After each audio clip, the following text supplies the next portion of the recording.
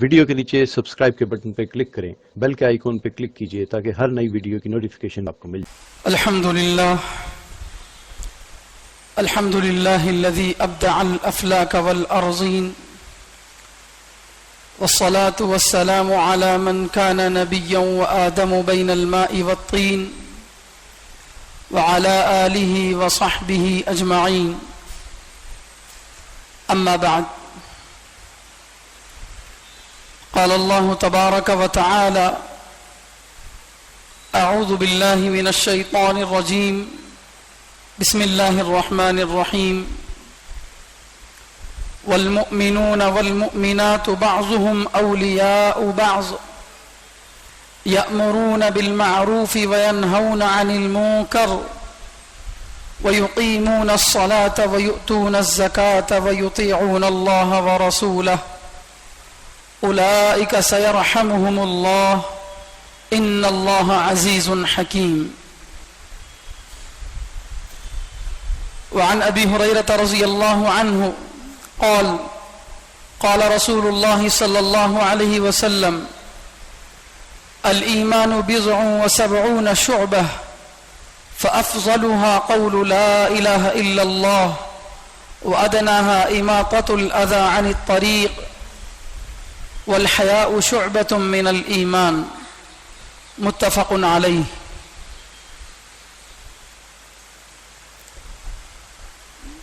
محترم حضرات، سب سے پہلے اللہ کا لاکھوں کروڑوں شکر ہے کہ اللہ تعالیٰ نے ہم سب کو مغرب کی نماز جماعت کے ساتھ پڑھنے کی توفیق عطا فرمائی، اور پھر تھوڑی دیر دین کے لیے غور و فکر کرنے کے لیے ہم سب کو یہاں پر جمع فرمایا.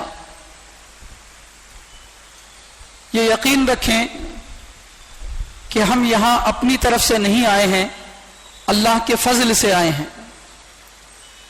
وما توفیقی الا باللہ، نیک کاموں کو کرنے کی قوت صرف اللہ سے ملتی ہے. مؤذن جب اذان دیتا ہے تو اس کا جواب ہم باقی سب الفاظ کا تو اسی کے الفاظ میں دیتے ہیں. وہ اللہ اکبر کہتا ہے تو ہم بھی وہی کہتے ہیں، وہ اشہد ان لا الہ الا اللہ کہتا ہے تو ہم بھی وہی کہتے ہیں. لیکن جب مؤذن کہتا ہے حی علی الصلاح، حی علی الفلاح، نماز کی طرف آؤ، کامیابی کی طرف آؤ، تو اب جواب میں ہم کہتے ہیں لا حول ولا قوت الا باللہ. اس کا مطلب یہ ہے کہ اے مؤذن، تو اذان دے کر ہم کو نماز کے لیے بلا رہا ہے، ایسی کامیابی کی طرف بلا رہا ہے جس کے بعد ناکامی کا کوئی ڈر نہیں ہے. لیکن نماز کے لیے آنا، کامیابی کی طرف میرا چلنا، یہ اللہ کی مدد سے ہو سکتا ہے. گناہوں سے بچنا، نیک کاموں کو کرنا، یہ صرف اللہ کی توفیق سے ہو سکتا ہے. یہ ہم ہر اذان کے جواب کے بعد یہ الفاظ کہتے ہیں. تو معلوم یہ ہوا کہ ہمارا سب کا جمع ہونا، بیٹھنا صرف اللہ کی توفیق سے ہے. اللہ تعالی ہم سب کو بار بار ایسی مجلسوں میں بیٹھنے کی توفیق عطا فرمائے. اللہ نفع والی بات جو ہے میری زبان سے نکالے، اور اللہ ہم سب کو قرآن اور حدیث پر پوری طرح سے عمل کرنے کی توفیق عطا فرمائے. محترم حضرات، وقت چونکہ 1 گھنٹہ یا اس سے کم ہے، اس لیے بہت زیادہ تفصیلی بات تو نہیں کی جا سکتی، لیکن انشاءاللہ جو ضروری باتیں ہیں ایک عام مسلمان کو جاننے کی، وہ ساری باتوں کو انشاءاللہ مختصر انداز میں آپ کے سامنے پیش کرنے کی کوشش کروں گا. اللہ تعالیٰ نے انسان کو بہت ساری نعمتوں سے نوازا. اللہ اپنی نعمتوں کے بارے میں قرآن کریم میں فرماتے ہیں وَإِن تَعُدُّوا نِعْمَةَ اللَّهِ لَا تُحْصُوهَا، اگر تم اللہ کی نعمتوں کو گننا شروع کرو تو ہرگز گن نہیں سکتے. اور اللہ ایسا مہربان ہے کہ نعمتیں دیتا ہے لیکن اس پر احسان نہیں جتلاتا. لیکن 2 نعمتیں ایسی ہیں جن کو اللہ نے دے کر احسان جتلایا. ایک تو ایمان کی نعمت اور دوسری رسول اللہ صلی اللہ علیہ وسلم کا ہمارے لیے نبی بن کر آنا. اللہ قرآن کریم میں فرماتے ہیں هو الذي بعث في الأمي لقد من الله على المؤمنين إذ بعث فيهم رسولا من أنفسهم. اللہ نے ایمان والوں پر بڑا احسان کر دیا کہ ان میں ایک پیغمبر انہی میں سے بھیجا. تو پیغمبر صلی اللہ علیہ وسلم کا ہمارے لیے نبی بن کر آنا یہ اللہ کی طرف سے ہمارے اوپر بڑا احسان ہے. اور دوسرا احسان جو اللہ نے قرآن کریم میں ذکر فرمایا وہ یہ ہے یمنون علیک ان اسلموا قل لا تمنوا علی اسلامکم بل اللہ یمن علیکم ان ہداکم للایمان. اللہ فرماتے ہیں کہ ایمان لانے والے ایمان لا کر آپ پر احسان نہ جتلائیں کہ ہم مسلمان بن گئے, اللہ کے نبی کا کلمہ پڑھ کر دین میں داخل ہو گئے, نبی کی جماعت میں ہم نے اضافہ کر دیا, مسلمانوں کی تعداد کو ہم نے بڑھا دیا. ہرگز ہمارا ایمان لانا کوئی کمال نہیں ہے. ہم ایمان لا کر اللہ پر کوئی احسان نہیں کر رہے, بلکہ اللہ فرماتے ہیں اللہ نے تم جیسوں کو ایمان کی نعمت دے دی, یہ میرا احسان ہے. تو اس چیز کو ہم سچے دل سے مانیں کہ اللہ نے جو نعمت ہم کو دی ہے وہ تمام دنیا سے بہتر ہے. اگر کسی انسان کو ایک معمولی عہدیدار کی خدمت کا موقع مل جائے, کسی M L A C M کی خدمت کا موقع مل جائے, اس کا قریبی بننے کا موقع مل جائے, تو 4 لوگوں میں فخر سے کہتا ہے کہ میں اس کا پی اے ہوں, میں اس کا نزدیکی آدمی ہوں. لیکن اللہ نے ہم سب کو اپنا قریبی بنایا, اپنا دوست بنایا. اللہ فرماتے ہیں قرآن کریم میں تمام ایمان والے اللہ کے دوست ہیں. تو اللہ نے اتنا بڑا اعزاز ہم کو جو ہے عطا فرمایا ہے, اس کا ہم احساس کریں. محترم حضرات, آپ قرآن کریم میں اگر دیکھتے جائیں گے, پڑھتے جائیں گے, تو قرآن کے تقریباً ہر صفحے میں آپ کو ایمان کی فضیلت اور اہمیت بتائی جائے گی.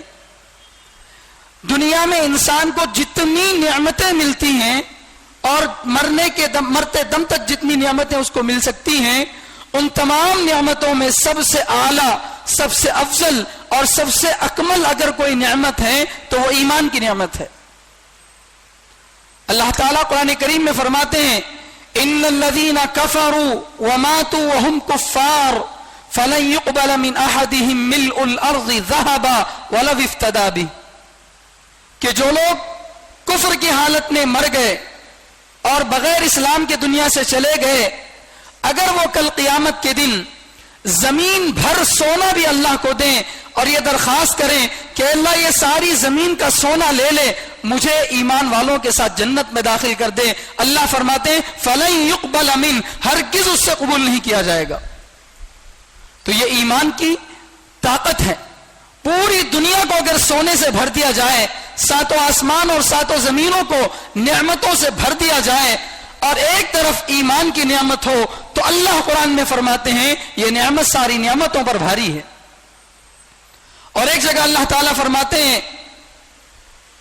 قیامت کا تذکرہ کرتے ہوئے لا يسأل حمیم حمیما یبصرونہم, کہ قیامت کا مرنے کے بعد کی زندگی کا عالم ایسا ہوگا کہ کوئی دوست کسی دوست کو پوچھ کر نہیں دیکھے گا. اس وجہ سے نہیں کہ وہ دوست نظر نہیں آیا اس لیے نہیں پوچھے, نہیں. اللہ فرما رہے یبصرونہم, ان کو دکھلایا جائے گا. دنیا میں جو ہمارا جگری دوست تھا, جس کے لیے ہم ہر قربانی دینے کے لیے تیار ہوتے تھے, اور وہ ہماری اولاد, ہماری بیوی, ہمارے رشتہ دار, وہ سب ہم کو دکھلائے جائیں گے. اور اللہ فرماتے ہیں کوئی گہرا دوست کسی گہرے دوست کو پوچھ کر نہیں دیکھے گا, بلکہ اس دن جو بے ایمان ہوگا, جو گنہگار ہوگا, وہ دل سے یہ تمنا کرے گا. اللہ فرما رہے ہیں یود المجرم لو یفتدی من عذاب یومئذ ببنیہ, اللہ سے وہ درخواست کرے گا کہ اے اللہ مجھے جہنم کے عذاب سے چھٹکارا دے دے, اس کے بدلے میں میرے ننھے پیارے بچوں کو جہنم میں ڈال دے, مجھے ان کا جہنم میں جانا گوارا ہے, مجھے بچا لے. اللہ کہیں گے نہیں. وہ اللہ آگے فرماتے ہیں وَفَصِيلَتِهِ الَّتِي تُؤْوِيهِ, اس کی اولاد کو جہنم میں ڈالنے کے لیے, اس کی بیوی کو جہنم میں ڈالنے کے لیے, اس کے خاندان کو جہنم میں ڈالنے کے لیے وہ تیار ہو جائے گا. یہاں تک کہ اللہ فرماتے ہیں وَمَن فِي الْأَرْضِ جَمِيعًا, زمین میں رہنے والے سارے لوگوں کو جہنم میں ڈال دیا جائے اور ان کے بدلے میں مجھے ایک جنت میں ڈالا جائے بغیر ایمان کے، اللہ فرماتے ہیں کلا، ہرگز تیری درخواست قبول نہیں کی جائے گی۔ یہ ہے ایمان کا پاور، یہ ہے ایمان کی طاقت۔ ایمان کی نعمت کے سامنے، ایمان کی طاقت کے سامنے کوئی خزانے کام نہیں آئیں گے، کوئی حکومتیں کام نہیں آئیں گی، کوئی طاقت کام نہیں آئے گی، کوئی نعمت کام نہیں آئے گی۔ یہ ایسی انمول نعمت ہے، اللہ تعالیٰ نے ہم سب کو ایسی قیمتی نعمت سے نوازا ہے، اور پھر مزید یہ ہے کہ باپ داداؤں سے اللہ تعالیٰ نے ہم کو یہ نعمت دیا ہے، تو اس کا صحیح معنی میں شکر ادا کرنا ہم پر واجب ہے۔ محترم حضرات، قرآن کریم میں جگہ جگہ اللہ تعالیٰ اہمیت قرآن ایمان کی نعمت کو بتاتے ہیں، اور ایمان کے چھوڑنے پر جو وبال ہے اس کو بتاتے ہیں، اور ایمان پر جمنے کا اللہ تعالیٰ حکم دیتے ہیں۔ ایمان لانے کے بعد سب سے مضبوط جو چیز ہے وہ ایمان پر استقامت سے جمے رہنا۔ ایک صحابی اللہ کے نبی صلی اللہ علیہ وسلم سے آ کر پوچھے، اے اللہ کے نبی صلی اللہ علیہ وسلم، میں مکہ اور مدینہ سے بہت دور رہتا ہوں، مجھے بار بار آپ کے پاس آنے کا موقع نہیں ملتا، تو آپ مجھے کوئی ایسی نصیحت کر دیجئے کہ جس نصیحت کو سننے کے بعد اب مجھے کسی سے کوئی بات پوچھنے کی ضرورت نہ پڑے، ایک نصیحت کیجئے۔ تو اللہ کے نبی صلی اللہ علیہ وسلم فرماتے ہیں، قل آمنت باللہ فاستقم۔ اگر تو یہ چاہتا ہے کہ پورے دین کا خلاصہ کہ تجھے بتا دیا جائے اور ایسی بات بتا دی جائے جس کو سننے کے بعد اب اس پر عمل کرنے تیرے لیے کافی ہو جائے گا، اسی سے تیری نجات مل جائے گی، تو سن لے، کہہ میں اللہ پر ایمان لاتا ہوں، اور اس کو کہنے کے بعد اس پر مضبوطی سے جم جا۔ تو ایمان لانا یہ بھی بڑی نعمت ہے، اور اس سے بڑا امتحان انسان کے لیے ہے کہ اس ایمان کی نعمت کو بچا کر دنیا سے لے کر جائے۔ ایمان تو بہت ساروں کو مل جائے گا، لیکن بہت کم ایسے لوگ ہوتے ہیں، بلکہ اللہ اپنے فضل سے جتنے لوگوں کو چاہے اتنے لوگوں کو ایمان پر خاتمہ عطا فرماتے ہیں۔ ایمان پر موت، اس کے بارے میں اللہ کے انبیاء کرام علیہ الصلوۃ والسلام بھی اپنی اولاد کو نصیحت کرتے تھے، وصیت کرتے تھے، فلا تموتن الا وانتم مسلمون، کہ اے میری اولاد، اے نبی کے بچوں، تم ہرگز نہ مرنا مگر اس حال میں کہ تم مسلمان ہو۔ تو معلوم یہ ہوا کہ ایمان لانا بھی ضروری ہے اور ایمان پر مضبوطی سے جمنا بھی ضروری ہے۔ ایمان تو ہم لا لیے اپنے باپ داداؤں کو دیکھ کر، اپنے دینی گھرانے کو دیکھ کر، لیکن اگر ایمان لانے کے بعد اس پر محنت اگر ہم نہیں کریں گے، اس کو مضبوط جمانے کی کوشش نہیں کریں گے، تو یہ نعمت دھیرے دھیرے نکلتی جائے گی۔ اور جو نعمت جتنی زیادہ اہم ہوتی ہے، اس کے چور اور ڈاکو بھی اتنے ہوتے ہیں، اتنے چالاک ہوتے ہیں۔ معمولی سا چاکلیٹ 5 روپے کا چرانے کے لیے کوئی بڑا چور نہیں آئے گا، اسے تو چھوٹا موٹا چور چوری کر لے گا، لیکن اگر کوہ نور کا ہیرا ہو، ایسی اگر کوئی قیمتی چیز ہو جو دنیا میں کہیں نہیں پائی جاتی ہو، تو اس کے چور اور ڈاکو بھی اتنے ہوں گے، اس لیے اس کی حفاظت بھی اتنی ہی کی جاتی ہے۔ تو اللہ تعالیٰ نے ہم سب کو ایمان لانے کے بعد اپنے ایمان کو محفوظ رکھنے کی جو ہے تاکید فرمائی ہے۔ آج بہت سے گھرانے ایسے ہیں جو الحمدللہ کلمہ پڑھتے ہیں، لیکن کلمے کے تقاضے پر عمل نہیں کرتے، جس کی وجہ سے حال ہی ہے کہ کلمہ تو پڑھ لیا، ظاہری اعتبار سے عبداللہ اور عبد الرحمن نام تو رکھ لیا، لیکن ایمان کی جو حقیقت ہونی چاہیے تھی، جو ایمان کی روح ان میں ہونی چاہیے تھی، ایمان کا جو تقاضا ان کے اندر ہونا چاہیے تھا، وہ نہیں رہا، جس کی وجہ سے دیکھنے میں یہ آتا ہے کہ دن بدن کسی علاقے میں قادیانی آئے اور ایمان پر ڈاکہ ڈالا اور لوگوں کو ایمان سے نکال دیا، کسی علاقے میں عیسائی آئے، انہوں نے لوگوں پر محنت کی اور وہاں سے لوگوں کو اسلام سے خارج کر کے غیر اسلام میں جو ہے داخل کر دیا۔ یہ چور اور ڈاکو بے شمار بیٹھے ہیں، چونکہ ساری دنیا جانتی ہے کہ اگر اس وقت پوری دنیا کے اندر صحیح اور کامیاب اور مکمل مذہب اگر کوئی ہے تو وہ اسلام ہے، ساری دنیا جانتی ہے، لیکن ہٹ دھرمی کی وجہ سے، اپنی انا کی وجہ سے اسلام قبول نہیں کرتے۔ اللہ تعالیٰ قرآن کریم میں فرماتے ہیں، الذین آتیناہم الکتاب یعرفونہ کما یعرفون ابناہم، کہ جن لوگوں کو ہم نے کتاب کا علم دیا وہ نبی علیہ السلام کو اور ان کے لائے ہوئے دین کو ایسا ہی پہچانتے ہیں جیسا کہ کوئی باپ اپنے بچے کو پہچانتا ہے. کسی باپ کو اپنے بچے کے پہچاننے میں کوئی شک نہیں ہوتا. اسکول میں 1000 بچے ہوتے ہیں، شام میں چھٹی کا وقت ہوتا ہے، باپ اپنی گاڑی لے کر اسکول کے سامنے چلا جاتا ہے اور سب بچے ایک جیسے ڈریس پہنے ہوئے ہیں، لیکن جب شام میں چھٹی ہوتی ہے 1000 بچے ایک ساتھ نکلتے ہیں تو کبھی باپ کو اپنے بچے کو پہچاننے میں شبہ اور شک نہیں ہوتا. اتنا ان لوگوں کو علم تھا، اتنا ان لوگوں کو نبی علیہ السلام کے بارے میں معلومات تھی، مگر پھر بھی ان لوگوں نے ایمان قبول نہیں کیا ہٹ دھرمی اور ضد کی وجہ سے. تو میرے بھائیوں، ساری دنیا جانتی ہے کہ کامیابی اگر کسی مذہب میں رکھی ہے تو وہ اسلام کے اندر رکھی ہے. اسی لیے سب سے زیادہ اسلام پر اعتراضات ہوتے ہیں، سب سے زیادہ اسلام کو مٹانے کی کوشش کی جاتی ہے، کیونکہ یہ اصول سب جانتے ہیں. جس درخت پر پھل لگا ہوگا اسی پر لوگ پتھر ماریں گے. جس درخت پر جو ہے پھل نہیں ہے، کانٹے دار درخت ہے، اس پر کوئی پتھر نہیں مارے گا. تو اسلام کا درخت شروع دن سے پھلدار ہے، انشاءاللہ قیامت تک پھلدار رہے گا، اور اس کے لیے محنت کرنے والے ہر زمانے میں رہیں گے. اللہ تعالیٰ سے دعا ہے کہ اللہ ہم سب کو ان لوگوں میں شامل فرمائے. محترم حضرات، بار بار ایسی مجلسوں میں بیٹھنا، اپنے ایمان کو تازہ کرنا ایک مسلمان ہونے کے ناطے ہمارے اوپر فرض ہے.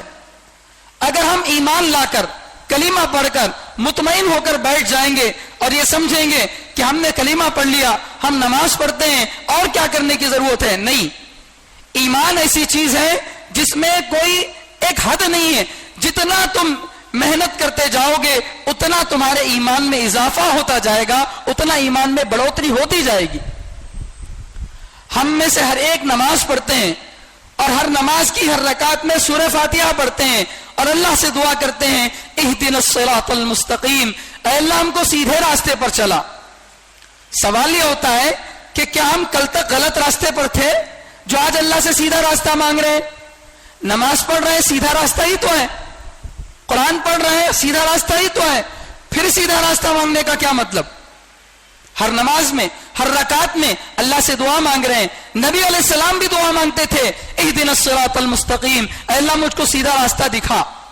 علماء نے فرمایا ہے، اس آیت کی تفسیر میں لمبی تفسیر ہے، اس کا خلاصہ یہی ہے کہ ایمان کا ایک ابتدائی درجہ تو یہ ہے کہ آدمی کلمہ پڑھ کر ایمان میں داخل ہو جائے، یہ بالکل شروع کا درجہ ہے. اور اس کا درمیانی درجہ یہ ہے کہ آدمی امر بالمعروف، یعنی جو کاموں کو کرنا چاہیے ان کو کرے، جن کاموں سے بچنا چاہیے ان سے بچے، یہ دوسرا درجہ ہے. اور ایمان کا اعلیٰ درجہ یہ ہے کہ روز اللہ کی قربت میں، اللہ کی نزدیکی میں ایمان سے جو ہے اللہ کے اضافہ ہوتا جائے. روز اللہ تعالیٰ کی ایسی عبادت کرے آدمی کہ دن بدن اللہ سے قرب ہی حاصل ہوتا جائے، یہ ایمان کا اعلیٰ درجہ ہے جو مطلوب ہے. تو اس لیے ایمان لانا بھی ضروری ہے، ایمان کو بچانا بھی ضروری ہے، اور اس ایمان کو بچانے کی محنت کرنا بھی ضروری ہے، اور اس ایمان کی حفاظت کرنا بھی ضروری ہے. اور ہم اگر ایمان لا لیے تو پھر ذمہ داری بنتی ہے کہ ہم اپنے ایمان سے لے کر پورے عالم کے ایمان کی فکر کریں، اپنے گھر والوں کے ایمان کی فکر کریں، اپنے خاندان والوں کے ایمان کی فکر کریں، بستی میں رہنے والے ہر چھوٹے بڑے ہر مرد عورت کے ایمان کی فکر کریں. یہی فکر اسلام کے اندر مطلوب ہے. اگر کوئی آدمی صرف اپنے عمل پر اکتفا کر لے، یہ سوچے کہ میں تو کر رہا ہوں، مجھے دوسروں کو بولنے کی کیا ضرورت ہے، تو علماء فرماتے ہیں یہ آدھا ایمان ہے. اپنا کام کر لینا، اپنی نماز پڑھ لینا، اپنا روزہ رکھ لینا، اپنے آپ تک ایمانداری کو، دیانتداری کو محدود رکھنا، دوسروں کو اس کی دعوت نہ دینا، یہ آدھا ایمان ہے. کیونکہ اللہ تعالیٰ قرآن کریم میں قسم کھا کے فرماتے ہیں والعصر ان الانسان لفی خسر، زمانے کی قسم سارے انسان نقصان اور گھاٹے میں ہیں، الا الذین آمنوا وعملوا الصالحات، مگر 4 کام کرنے والے وہ نقصان میں نہیں ہیں. پہلا کام تو یہ ہے کہ وہ ایمان لائیں، دوسرا کام یہ ہے کہ وہ ایمان کو بچانے والے اعمال کریں. یہ 2 کام کرنے کے بعد اللہ نے یہ نہیں فرمایا کہ اتنا کرنے کے بعد ایمان کا خطرہ ختم ہو جائے گا، خسارے سے نکل جائے گا، نہیں، بلکہ آگے اللہ نے فرمایا وَتَوَاصَوْا بِالْحَقِّ وَتَوَاصَوْا بِالصَّبْرِ، جو ایمان خود لائے ہیں، جو اعمال روزانہ خود کر رہے ہیں، ان اعمال کی دوسروں کو دعوت دیں، دوسروں کو اس کی وصیت کریں، اور اس راستے میں آنے والی تکلیفوں پر دوسروں کو بھی صبر کی تلقین کریں، خود بھی صبر کے ساتھ جمے رہیں۔ یہ ہے کامل ایمان۔ آج ایمان کا ایک محدود مفہوم ہم لوگوں نے سمجھا۔ بہت سارے لوگ یہ پوچھتے ہیں اور یہ سمجھتے ہیں کہ بھئی کیوں دوسروں کو دعوت دینا ضروری ہے، کیوں نکلنا ضروری ہے، کیا ضرورت ہے، کیا ہم اپنے گھر کے پاس بیٹھ کر اپنا ایمان نہیں بچا سکتے؟ ضرور بچا سکتے ہیں، لیکن یہ آدھی ذمہ داری ہوگی، پورے عالم کی فکر کرنا، اور جہاں تک ہماری طاقت ہے اس درجہ ہم جو ہے برائیوں کو مٹانے کی فکر کرنا ایک مسلمان ہونے کے ناطے ہماری ذمہ داری ہے۔ اللہ کے نبی صلی اللہ علیہ وسلم فرماتے ہیں من رآ منکم منکرا فلیغیرہ بیدہ فإن لم یستطع فبلسانہ فإن لم یستطع فبقلبہ وذلک اضعف الایمان۔ جو آدمی بھی تم میں سے کسی برائی کو ہوتا ہوا دیکھے، سب سے بڑی برائی جو دنیا میں کی جاتی ہے وہ کفر ہے اور شرک ہے۔ کفر اور شرک کو دیکھے یا کوئی بھی غلط کام کو دیکھے تو اللہ کے نبی صلی اللہ علیہ وسلم نے ہرگز یہ نہیں فرمایا کہ چلو تم تو نیک کام کر رہے ہو، دوسرا اگر غلط کرتا ہے تو کرنے دو، ایسا نہیں فرمایا۔ اللہ کے نبی صلی اللہ علیہ وسلم نے فرمایا جو تم میں سے کوئی برائی کو دیکھے تو فلیغیرہ بیدہ، اللہ نے اگر تم کو اتنا پاور دیا ہے کہ اپنے ہاتھ سے روک سکتے ہو تو اپنے ہاتھ سے برائی کو روکو، اور اگر اتنی طاقت تمہارے پاس نہیں ہے، تمہارے پاس پاور نہیں ہے، تو اگر اللہ نے زبان دی ہے، قلم دیا ہے، تو اس کے ذریعے سے تم برائی کو روکو، اور اگر اتنا بھی نہیں کر سکتے تو کم سے کم برائی کو دل سے برا سمجھو۔ یہ ایمان کا سب سے کمزور درجہ ہے۔ تو محترم حضرات، ایمان کا جو مفہوم قرآن و حدیث میں بتایا گیا ہے بہت وسیع مفہوم ہے۔ بہت سارے کاموں کو کرنے کے بعد آدمی کا ایمان مکمل ہوتا ہے۔ ایمان صرف اللہ کو ماننا کافی نہیں ہے، صرف رسول اللہ صلی اللہ علیہ وسلم کو ماننا کافی نہیں ہے، بلکہ ہر وہ چیز جس کو ماننے کا قرآن میں اور حدیث میں حکم دیا گیا ان ساری باتوں کو ماننا ایمان ہے۔ اگر کوئی آدمی اللہ کو مانے، رسول اللہ صلی اللہ علیہ وسلم کو مانے، لیکن آپ صلی اللہ علیہ وسلم کو آخری نبی نہ مانے، تو وہ چاہے کتنا ہی نمازی کیوں نہ ہو، کتنا ہی دیندار بظاہر کیوں لگتا ہو، کتنا ہی قرآن کی تلاوت کرنے والا کیوں نہ ہو، لیکن آپ صلی اللہ علیہ وسلم فرماتے ہیں قرآن کریم کی 100 آیتوں میں اللہ نے بتایا، 200 سے زیادہ حدیثوں میں رسول اللہ صلی اللہ علیہ وسلم نے فرمایا جو آدمی اللہ کو مانے، مجھ کو بھی مانے، لیکن مجھے آخری نبی نہ مانے اور یہ سمجھے کہ میرے بعد بھی کوئی نبی آ سکتا ہے، تو اللہ فرماتے ہیں، رسول اللہ صلی اللہ علیہ وسلم فرماتے ہیں ایسا آدمی بے ایمان ہے، کافر ہے، اس کا ایمان معتبر نہیں ہے۔ چاہے وہ بظاہر کتنی بڑی داڑھی رکھ لے، کیسا ہی لمبا جھبا پہن لے، ظاہری اعتبار سے کتنا ہی دیندار نظر آئے، لیکن ایمان کی حقیقت اس کے اندر نہیں ہے تو وہ ایمان والا نہیں ہے۔ اور اس سے بڑھ کر میں آپ کو کہتا ہوں کہ اگر کوئی آدمی اللہ کو بھی مانتا ہے، رسول اللہ صلی اللہ علیہ وسلم کو بھی مانتا ہے، لیکن پچھلے نبیوں کو نہیں مانتا، تو یہ آدمی بھی مسلمان نہیں ہے۔ اگر کوئی آدمی اللہ کو مانتا ہے، رسول اللہ صلی اللہ علیہ وسلم کو مانتا ہے، لیکن حضرت عیسیٰ علیہ السلام کو پیغمبر نہیں مانتا، حضرت موسیٰ علیہ السلام کو پیغمبر نہیں مانتا، یا ان پر جو اللہ تعالیٰ نے اپنی کتابیں نازل کی تھی، تورات اور انجیل، ان کو نہیں مانتا، لیکن قرآن کو مانتا ہے، رسول اللہ صلی اللہ علیہ وسلم سے سچی محبت کرتا ہے، آپ صلی اللہ علیہ وسلم کی ایک ایک سنت پر عمل کرتا ہے، تو اللہ فرماتے ہیں قرآن اور حدیث میں یہ بات موجود ہے کہ ایسا آدمی بھی بے ایمان ہے۔ یہ ایمان کا یہ ایمان کی اصل جو ہے تفسیر ہے، اصل تشریح ہے۔ ایک یہودی اپنے پیغمبر موسیٰ علیہ السلام کو مان کر، اپنی کتاب تورات کو مان کر یہودی بن سکتا ہے، ایک عیسائی اپنے پیغمبر عیسیٰ علیہ السلام کو مان کر اور ان پر نازل کی گئی انجیل کو مان کر عیسائی بن سکتا ہے، لیکن وہ نبی کو نہیں مان رہا، وہ قرآن کو نہیں مان رہا، پھر بھی وہ یہودی ہے، پھر بھی وہ عیسائی ہے۔ لیکن آقا صلی اللہ علیہ وسلم فرماتے ہیں اگر کوئی مسلمان مجھے بھی مانے، میرے قرآن کو بھی مانے، جنت جہنم کو بھی مانے، ساری چیزوں کو مانے، لیکن پچھلے نبیوں کو نہیں مانتا، ان پر نازل کی گئی کتابوں کو نہیں مانتا، تو ایسا آدمی بھی بے ایمان ہے، کافر ہے۔ تو ایسی بہت ساری چیزیں اسلام کے اندر بتائی گئی ہیں جن کا ماننا فرض ہے، دل سے اقرار کرنا ضروری ہے۔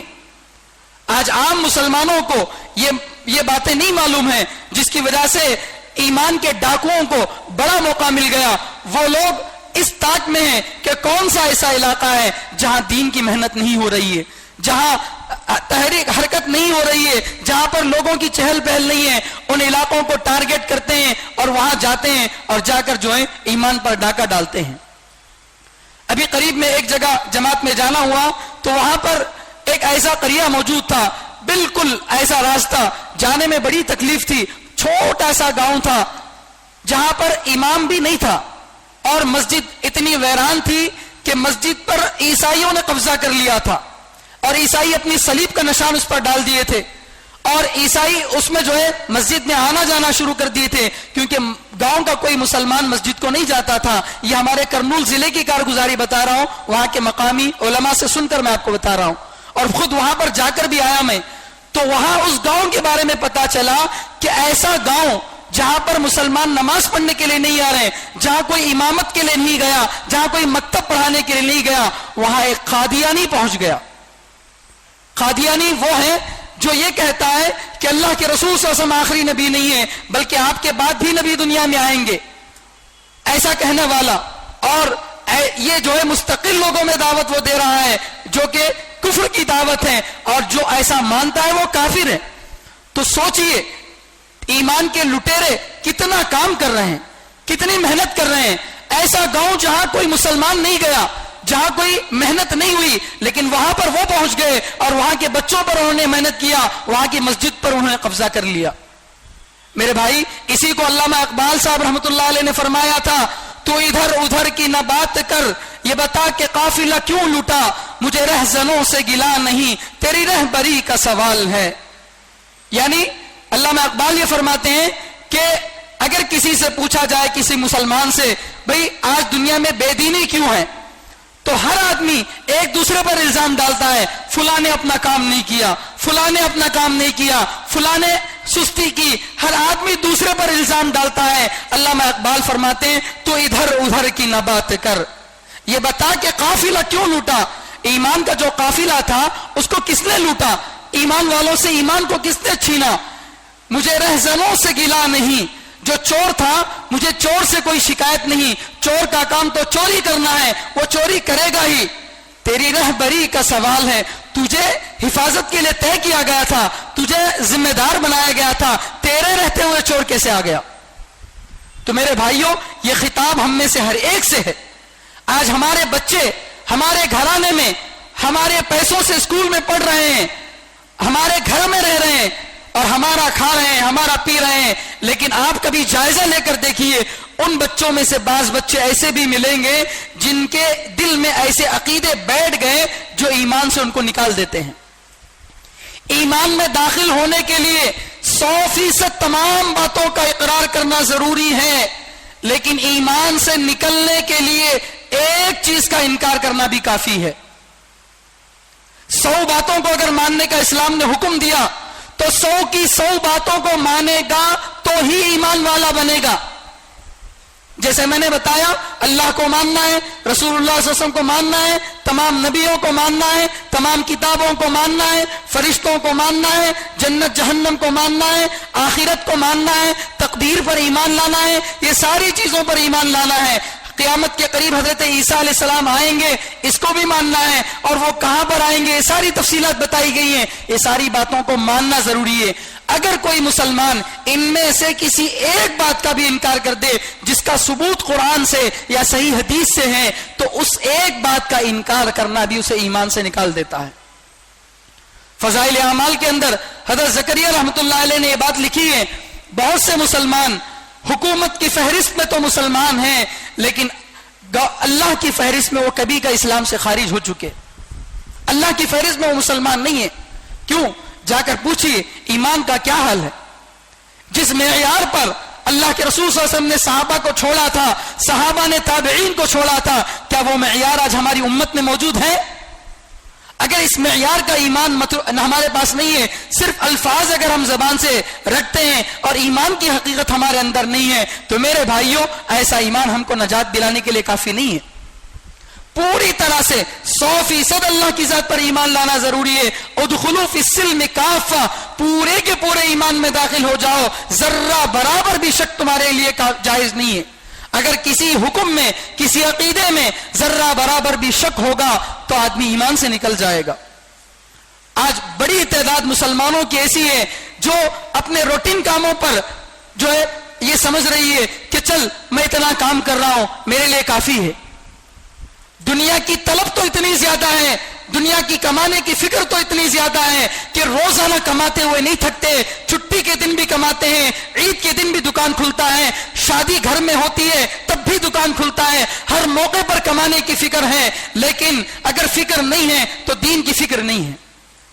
घरों में जाने के बाद मामूली मामूली चीजों के तस्किरे होते हैं, मामूली मामूली मजाक की बातें घर में बताई जाती हैं, लेकिन अगर नहीं बताई जाती तो इस्लाम की बातें नहीं बताई जाती। हमारी औरतें मस्जिदों को नहीं आती, उनको जो है गश्तों में या उनको जो है इज्तिमात में हम नहीं ले जाते, और फिर उनको दीन की दावत देने, उनको दीन की बात पहुंचाने की फिर किसकी जिम्मेदारी है? आज बड़े अफसोस के साथ कहना यह पड़ता है कि आदमी रास्ते में जा रहा है, रास्ते में बिल्ली आड़ आ गई तो घर में जाकर कहता है कि जर्रे में मिस हो गई बिल्ली, वरना मेरी गाड़ी में आके मर जाती थी। इतनी मामूली बात भी अपनी बीवी से घर में बोलता है। अपने को पेट में दर्द आ गया था फिर सही हो गया, वो भी बोलता है। हर मामूली से मामूली बात अपनी बीवी से कहता है, लेकिन कभी अपनी बीवी से नहीं कहता कि मेरी बीवी तू मेरी जन्नत में साथ रहने वाली है, दुनिया में अल्लाह ने तुझे मेरा दोस्त बनाया है, तू मेरी जन्नत है, मैं तेरे लिए जन्नत हूं, तू मेरे लिए हर सब कुछ है, मैं तेरे लिए सब कुछ हूं। बता कि तुझे कलीमा भी आता है या नहीं है, बता कि तेरा सूरह फातिहा सही है या नहीं है, बता तेरी नमाज सही है या नहीं है, बता कि तेरे नमाज का तरीका सही है या नहीं है। किसी को फिक्र नहीं है। बेदीन लोगों का तो हाल अलग है, दीनदार लोगों के घरानों में भी इससे गफलत है, दीनदार घरानों के अंदर भी इससे गफलत है। इसीलिए दावत और तबलीग की मेहनत से यह चाहा जाता है, ये वो मेहनत है जो मर्दों के साथ औरतों पर भी उसी तरह से मेहनत करती है जिस तरह मर्दों पर मेहनत करती है। बुखारी शरीफ के अंदर एक हदीस है, अल्लाह के नबी सल्लल्लाहु अलैहि वसल्लम हर जुमेरात में औरतों में जाकर जो है बयान करते थे, औरतों के लिए अलग से जो है नसीहत करते थे। मर्दों में तो मस्जिद में बयानात होते थे और औरतें भी उसमें शरीक हो जाती थी, लेकिन खास तौर पर औरतों को एक जगह जमा करके वहां बयान करने के लिए जाते थे जुमेरात में। यह हदीस जब हमारे उस्ताद मोहतरम हजरत मौलाना मुफ्ती सईद अहमद साहब रहमतुल्लाह अलैह ने पढ़ाया तो उन्होंने सबक में भी कहा, उनकी बुखारी शरीफ की शरह के अंदर भी मौजूद है। हजरत फरमाते हैं इस हदीस पर आज जो है तबलीगी जमात वाले अमल करते हैं। हर हफ्ता बाकायदा एक जगह औरतों को जोड़ा जाता है, उनको दीन की बुनियादी बातें बताई जाती हैं, उनको नमाज का तरीका बताया जाता है, उनको सहाबा की जिंदगियां बतलाई जाती हैं, उनको अंबिया का तारुफ कराया जाता है, दीन की बुनियादी बातें उनको बताई जाती हैं। यह अल्लाह का एहसान है कि हजरत मौलाना इलियासी रहमतुल्लाह अलैह ने एक ऐसी आम मेहनत शुरू कर दी। हमको सोचने की जरूरत नहीं है, हमको नया कोई शोशा लगाने की जरूरत नहीं है, सारे उसूल मुरत्तब हैं, पूरी तरह से काम मुनज्जम है, बस काम करने वालों की जरूरत है, काम करने वालों की जरूरत है। अगर काम करने वाले अपनी सतह पर मेहनत करने की कोशिश करेंगे, अपने आप को बदलने की कोशिश करेंगे, तो इंशाअल्लाह अपनी जात से अगर तब्दीली शुरू करेंगे तो एक वक्त आएगा पूरे आलम में तब्दीली आएगी। आज हमारी जो है परेशानी ये है कि हम रसूलुल्लाह सल्लल्लाहु अलैहि वसल्लम की जिंदगी को पढ़े हुए नहीं है, हम कुरान को पढ़े हुए नहीं है। आज 95% मुसलमान ऐसे हैं उलमा को छोड़कर और दीनदार लोगों को छोड़कर जो कुरान में क्या है नहीं जानते। उनको सूरह फातिहा तक का मतलब नहीं मालूम, उनको नमाज में पढ़े जाने वाले 10 सूरों का भी मतलब नहीं मालूम। अल्लाह अकबर, कितने अफसोस की बात है। वो कुरान जिसको अल्लाह ने हमारी हिदायत के लिए उतारा था, जो लोगों को जिंदा करने के लिए आया था, जो लोगों में ईमान की ताजगी पैदा करने के लिए आया था, जो गुमराह कौमों को सही रास्ते पर डालने के लिए आया था, जो सिर्फ मुसलमान ही नहीं ईसाइयों यहूदियों को, दुनिया के भटकल हुए कौमों को सही रास्ते पर लाने के लिए आया था, आज उस कुरान को हमने शादी में बेटी को तोहफा देने के लिए इस्तेमाल किया है। आज मय्यत के मरने पर ईसाले सवाब के लिए हमने उसको रखा है, आज नए घर में जाने के लिए सूरह बकरा पढ़ने के लिए हमने इस्तेमाल में रखा है। आज हम बरकत के लिए पढ़ते हैं, अमल के लिए कुरान को नहीं पढ़ते। मेरे भाइयों, अगर कुरान से हमारा यह ताल्लुक होगा تو پھر بتائیں کہ ہمارے اوپر باطل حملہ نہیں کرے گا تو کیا کرے گا؟ قرآن نے ہر چیز بیان کر دی، قیامت تک آنے والی ساری چیزوں کو، ساری جو ہے مصیبتوں کو بھی بتایا، ان کا علاج بھی بتایا۔ افسوس یہ ہے کہ آج ایک مسلمان صبح میں اٹھتا ہے تو پیپر لیتا ہے، واٹس ایپ کھولتا ہے، تمام گروپوں میں آئے ہوئے میسیجز دیکھتا ہے، تمام اخبارات کے ہیڈ لائنز دیکھتا ہے، کوشش کرتا ہے یہ جاننے کی کہ ہمارے شہر میں کیا واقعہ پیش آیا، ہمارے صوبے میں کیا واقعہ پیش آیا، ہمارے ملک میں کیا واقعہ پیش آیا، دنیا میں کیا واقعہ پیش آیا، سب کچھ جاننے کی کوشش کرتا ہے، اور اس کے لیے وہ اخبار پڑھتا ہے جس کا 90% حصہ جھوٹ سے بھرا ہوا ہے۔ اس اخبار کو تو پڑھتا ہے لیکن دنیا کے حالات کو بنانے والے، دنیا کے حالات کو بگاڑنے والے اللہ کے قرآن کو نہیں پڑھتا۔ ایک دوست کا میسج انگریزی زبان میں آتا ہے، ہم کو انگریزی نہیں آتی، تو جب تک انگریزی پڑھنے والے سے اس کو نہیں پڑھا لیتا اسے بے چینی رہتی ہے، لیکن اللہ تعالیٰ نے اپنا میسج 1400 سال پہلے اپنے رسول صلی اللہ علیہ وسلم کے ذریعے سے بھیجا تھا، آج تک اس کو پڑھنے کی فکر نہیں ہوئی۔ 50 سال عمر ہو گئی، 60 سال عمر گزر گئی، پوترے پیدا ہو گئے، نواسے پیدا ہو گئے، گھر بنا لیا، ساری خواہشات پوری ہو گئی، لیکن آج تک قرآن کو جاننے کی فکر نہیں ہوئی۔ ابھی تک یہی فکر ہے کہ ابھی وہ خواہش پوری ہو جائے، ابھی یہ خواہش پوری ہو جائے، ابھی یہ ہو جائے، ابھی وہ ہو جائے۔ ہزاروں خواہشیں ایسی کہ ہر خواہش پہ دم نکلے، بہت نکلے میرے ارماں مگر پھر بھی کم نکلے۔ ہماری خواہشیں اتنی ہیں کہ اگر انسان کی جتنی زندگی ہے اس سے 1000 گنا بھی زندگی اس کو دے دی جائے تب بھی اس کی خواہشیں نہیں مٹیں گی۔ اللہ کے نبی صلی اللہ علیہ وسلم فرماتے ہیں انسان کے منہ کو، اس کی خواہشات کو قبر کا گڑھا ہی بند کر سکتا ہے، اس سے پہلے اس کی خواہشات ختم نہیں ہوتی۔ تو ساری خواہشات تو ہم نے پوری کر لی نئی خواہشات کے چکر میں، لیکن نہیں پڑھا تو قرآن نہیں پڑھا، قرآن کو کھولا نہیں، اور قرآن کو سمجھنا تو دور، قرآن کے الفاظ تک ہمارے صحیح نہیں ہیں۔ بہت سارے لوگ سورہ فاتحہ، آپ اپنا جائزہ لیجئے، کسی پر میں تنقید نہیں کر رہا ہوں، کسی پر جو ہے نکیر نہیں کر رہا ہوں، آپ کو سچے دل سے، سچی فکر سے آپ کو میں بتا رہا ہوں، آپ کبھی کسی عالم کے پاس بیٹھ کر، کسی حافظ کے پاس بیٹھ کر اپنا سورہ سنائے ہیں؟ اگر جماعت میں جانے کا اتفاق ہوتا ہے تو الحمدللہ وہاں پر قرآن کے حلقے لگتے ہیں، لیکن جماعت میں اگر نہیں گیا آدمی، گھر کے پاس ہی رہا، امام صاحب کے اوپر تو نام رکھنے سے ہم کو فرصت نہیں ملتی، لیکن اس امام کے پاس بیٹھ کر کبھی سورہ فاتحہ سنانے کی فرصت نہیں ملی۔ سورہ فاتحہ ہمارا صحیح نہیں ہے، ہمارے موٹے سورے صحیح نہیں ہے، تو پھر کیا خاک ہماری نماز صحیح ہوگی؟ تو میرے بھائیوں، ہماری کمی ہے کہ ہم نے قرآن کو نہیں پڑھا، اور دوسری بڑی کمی ہے کہ ہم نے پیارے آقا صلی اللہ علیہ وسلم کی زندگی کو نہیں پڑھا۔ پیارے آقا صلی اللہ علیہ وسلم کی 23 سال کی زندگی، اس کے بارے میں اللہ فرماتے ہیں لَقَدْ كَانَ لَكُمْ فِي رَسُولِ اللَّهِ أُسْوَةٌ حَسَنَةٌ، اے دنیا کے بسنے والے لوگوں، اے نبی علیہ السلام پر ایمان لانے والے مسلمانوں، اگر تم چاہتے ہو اپنی زندگی کے لیے نمونہ، اگر تم چاہتے ہو اپنی 24 گھنٹے زندگی کو کیسے گزارنا ہے، اگر تم چاہتے ہو کہ گھر میں کیسے رہیں، دکان میں کیسے رہیں، بیوی کے ساتھ کیسے رہیں، بچوں کے ساتھ کیسے رہیں، بڑوں کے ساتھ کیسے رہیں، اگر تم چاہتے ہو کہ تمہاری زندگی کا، پوری زندگی کا نظام آپ کا صحیح ہو، اگر تم چاہتے ہو تو رسول اللہ صلی اللہ علیہ وسلم کو میں نے نمونے کے طور پر بھیجا ہے۔ رسول اللہ صلی اللہ علیہ وسلم کو دیکھ لو۔ حضرت عائشہ رضی اللہ تعالیٰ عنہ فرماتی ہیں کہ قرآن میں جو ہیں وہ نبی کی زندگی میں ہیں، اور جو نبی کی زندگی میں ہے وہی قرآن میں ہے، لیکن ہم کو فرصت نہیں ہے نبی علیہ الصلوۃ والسلام کی زندگی پڑھنے کی، نبی علیہ السلام کی زندگی کو سننے کی۔ کوئی آدمی الیکشن میں کھڑے ہوتا ہے یا کوئی بڑا آدمی بنتا ہے، اس کا نام جاننے کی کوشش ہوتی ہے، اس کا بیک گراؤنڈ جاننے کی کوشش ہوتی ہے، اور ہر آدمی کا بیکار ڈاٹا جمع کرنے کی کوشش ہوتی ہے، لیکن رسول اللہ صلی اللہ علیہ وسلم کے بارے میں بنیادی معلومات بھی ہم کو نہیں ہے، جبکہ یہی وہ قرآن تھا، یہی وہ نبی تھے جو ہم کو صحیح راستے پر لے کر چل سکتے تھے۔